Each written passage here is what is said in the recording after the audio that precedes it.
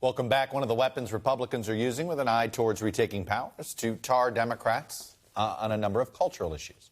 But sometimes Republicans get caught in that crossfire. When Arkansas Governor Asa Hutchinson vetoed a bill that would ban gender-affirming treatments for transgender youth, the state's veto-proof Republican majorities in the House and Senate overrode his veto by substantial margins. In a Washington Post op-ed last week, Hutchinson wrote, "I'm being attacked by some of my Republican colleagues for not being pure enough on social issues and for vetoing a bill that limited access to health care for transgender youth." Governor Hutchinson joins me now. Governor, welcome back to Meet the Press. I'm curious, this was the third bill targeting transgender youth in some form, and the issue in some form, that had passed the legislature. Did you veto this third bill because of the specifics of the bill, or was this also, or how much of it was enough already with these bills that seemed to be in search of a problem that didn't exist? Well, each bill has to stand on its own. I signed two that I thought made sense. One was girls in sports, trying to protect women's sports. The other one was supporting medical conscience, that doctors can claim a conscience reason if they want to deny a particular procedure, but they have to do emergency care.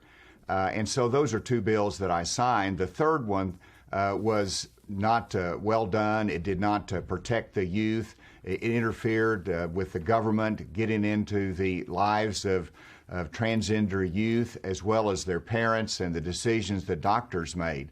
And to me, it's about compassion, but it is also about having the laws make sense in a limited role of government.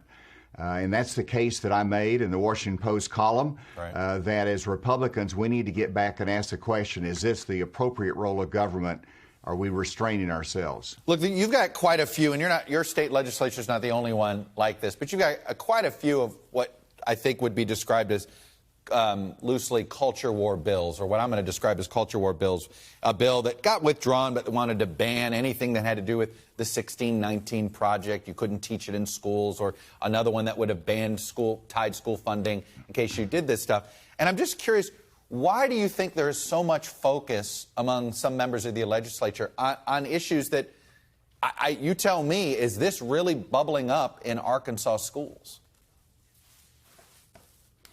Well, it's not, but the fear is about the future, and the fear is also that we're losing our culture. And the case I make, though, is that just because you want to keep things as they have been, perhaps, you don't need to use the instrument of the law. You don't need to use the state to accomplish that purpose in every instance. There is the church, there is society, there is your community, and that's where the culture is impacted or reflected in the future. And so, again, there's too much. As a Republican Party, it's the principles of limited government, and it's pushing freedom and choice in the free market. That's what the party is about. We've got to apply those principles even when it comes to the social war. But I'm curious if you're now, if the voters inside the Republican Party don't agree with what you said. I want you to put up something Jonathan Last from the Bulwark wrote. He said, Republican voters no longer have any concrete outcomes that they want from government. What they have instead is a lifestyle brand. And if you want to move up the ladder within a brand network, you don't do it by governing or making policy. You do it by getting attention. A lot of these issues seem to be designed to get attention, right, rather than maybe solve a long-term problem of governance.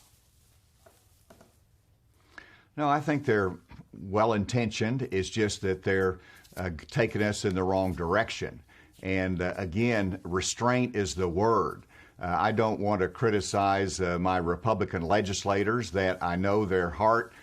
They believe in this, but I think what I did and have said in my veto hopefully is a reminder to Republicans all across the country as we look at particular issues and organizations trying to get us involved to pass laws to solve different problems, ask the fundamental question, is this the right role of government? Is there a better way to do it? Is this reflecting the best of the Republican Party? And is it reflecting compassion? And I think those are important questions that I tried to ask in the bill that I vetoed, and I think that message is an important one across the country. Let me ask you this about government interference, because you've made a strong case on limited government when it came to these decisions between a parent, a child, their doctor. Somebody's going to hear that and say, how come you don't have the same view when it comes to abortion? Absolutely, and that's an appropriate question. But as you know, there's a big difference in the case of abortion, and I've signed a multitude of pro-life bills. I believe in protecting the life of the unborn. The distinction is that medical science is clear as to the life of the unborn, and so science, we're reflecting that in the laws that we passed. In this case, when we're talking about transgender youth, parents are involved in the decision making. The science is not as clear, and you have a physician that's involved. And so you can't apply each of those to each other. This is a separate issue. You have to evaluate them separately. But in this case, clearly, I don't believe that this is something the government should be telling the youth, you cannot have this treatment that your parent and the doctor recommends, even though you could, everybody's heart probably is in the right place and looking after the youth is not an appropriate role of government. Compassion says, particularly, one of the reasons I vetoed it was there was not a grandfather clause. It interrupted the treatment that they were having at the time. Let me ask you a larger question here about the future of the Republican Party. You know, in November, you were on Meet the Press, and you said you thought there would be a significant debate as to exactly the direction of the Republican Party. That was before January 6th, before all of this other stuff happened. Have your expectations now changed? Do you really expect to see a debate, or did Donald Trump temporarily win the debate? No, I think it will continue. You know, whenever you look at President Trump, as I've said, he has a voice, and he's utilizing that voice. But there's going to be many other voices in the party. Voice? Well, I don't think his most recent comments about Senator McConnell are helpful, if they were reported accurately. So to me, you've got to engage in the fight that we have in 2022.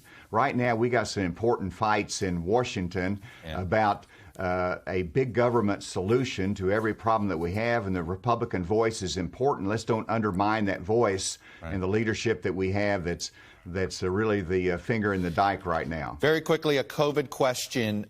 In the lowest rates of vaccination, Arkansas is in the top 10 of lowest rates of vaccination right now. What do you attribute that to? We've seen there is a red-blue divide. It's not as stark as it was 2 months ago, but it's still there.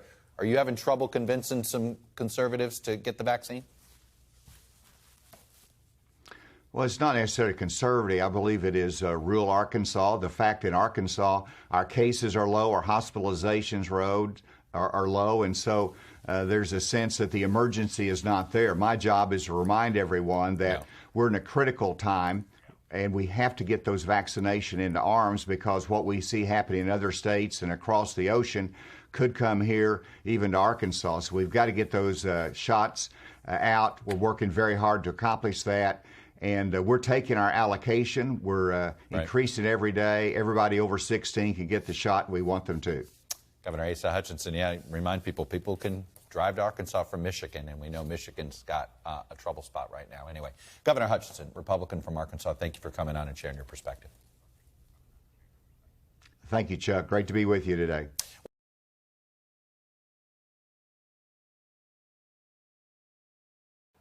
Hey, thanks for watching our YouTube channel. Follow today's top stories and breaking news by downloading the NBC News app.